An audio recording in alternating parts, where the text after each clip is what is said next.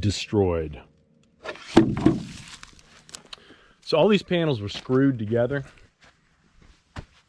They had them all screwed together to keep them from sliding around. And the one that broke actually broke loose. The screw ripped out. You can see where the screw that was in there ripped out from the panel that was underneath of it. It pulled out. There's a little bit of damage to the panel, to the outside of it, to an interior piece inside the window.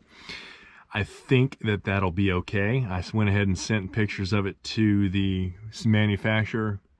I think I'm going to be all right there. And a little bit of damage here. This is on the interior side. What I'm going to do is go ahead and screw these back together. And my reason for that is I got to wrap all this in black plastic so that when it rains tomorrow morning, this stuff doesn't get wet, because it doesn't do well getting wet.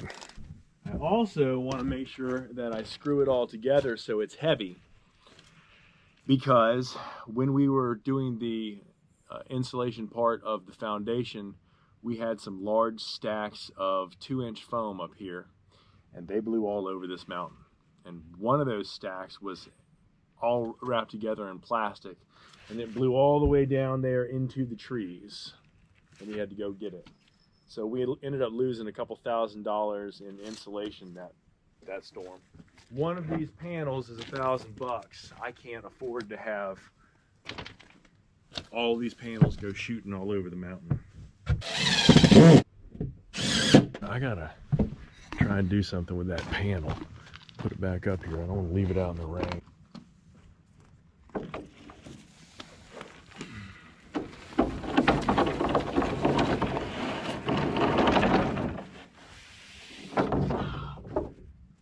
So I just got off the phone with the panel company, and they were looking at the photos that I sent them, because I called them right away and asked them to make me another panel, because I want to get it in a timely manner, and it would be very expensive, and it would have to be shipped probably by itself. Being shipped by itself means that in addition to about $1,200 for a panel, you're looking at anywhere from $300 to $500 for freight, because it's coming from a couple of hours away. It's 3 hours. That sucks.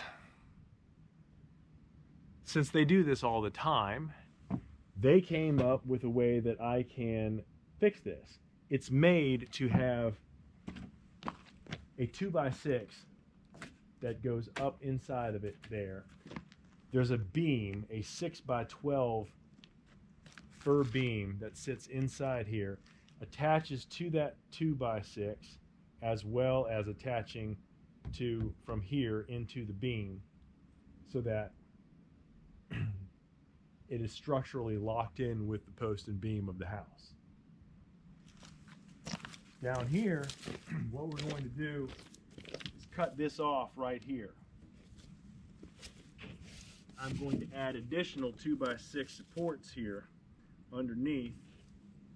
Since this is your entryway, it's designed to have a 2x6 plate at the top, 2x6 on the sides that go underneath and support that top, and then the door fastens into those 2x6s. We'll still have that. We'll have some additional wood inside here, and we'll extend that top plate all the way across to rest on top of it.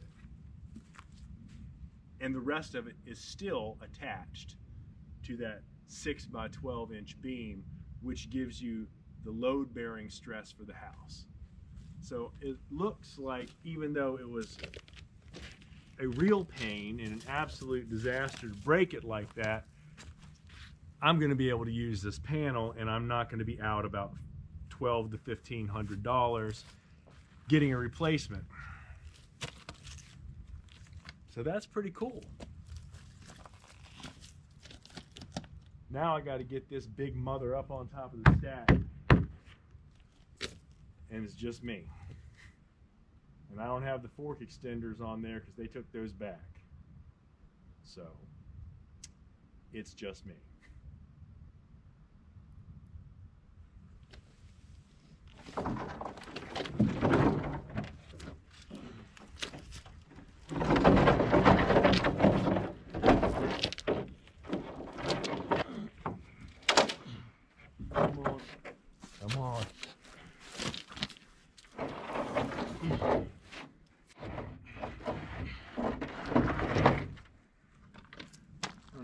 choice.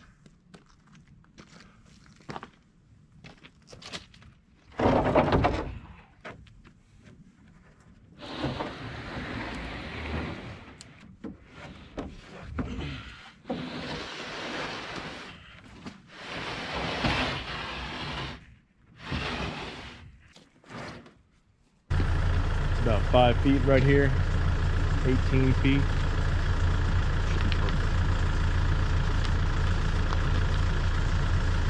Got this right here. I'm gonna go grab this roll of plastic and get this puppy wrapped up.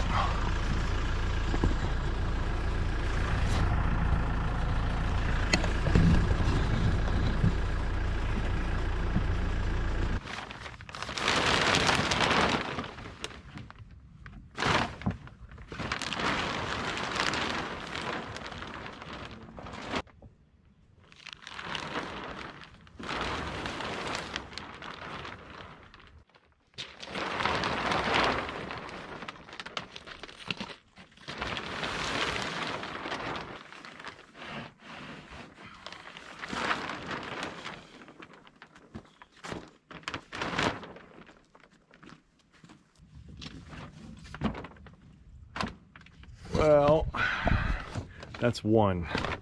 And I got 3 stacks from today. And those stacks over there don't have any plastic around them. And the rain is gonna hit the mud and the mud's gonna splash up on it and it's gonna be wet. That ain't good and I don't want it to be like that, so I gotta fix that too. So let me paste this off and see what I gotta do as far as plastic wrap for this one, and it's a monotonous process, so I'm going to turn the camera off and save a little bit of battery juice.